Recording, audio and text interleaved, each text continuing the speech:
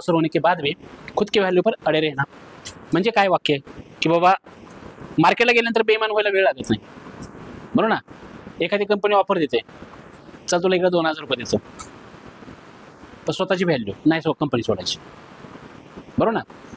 दुसरी गोष्ट, डॉक्टर इकडे पैसे मागतोय, नाही सर तुम्ही कन्सेप्टला जॉईन व्हा, बरोबर ना. बेईमान व्हायला किती वेळ लागतोय सर? तुम्ही म्हणू शकता इथं सर, कारण देऊ शकता सर, सीझनच नाही. उत्तम उदाहरण, काय अडचण नाही. बेईमान व्हायला किती वेळ लागतोय? किंवा डॉक्टर काय करतोय, पैसे मागतोय, बेईमान व्हायला किती वेळ लागतोय, बरोबर ना. दुसरी गोष्ट काय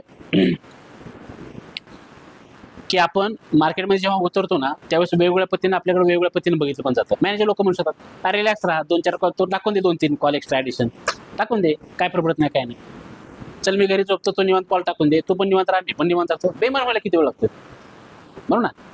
परंतु जर इथिक्स जर आपल्या काय असतील आणि जर आपल्या खरंच भविष्यात काय मोठं कामकाज करायचं असेल, आपली काय मॉरॅलिटी आपल्याला जर हे करू देत नसेल, आपलं मान्य करत नसेल, लक्षात घ्या, आपला जमीर आपला जर जागा असेल तर आपण त्या पद्धतीने नाही काम करणार.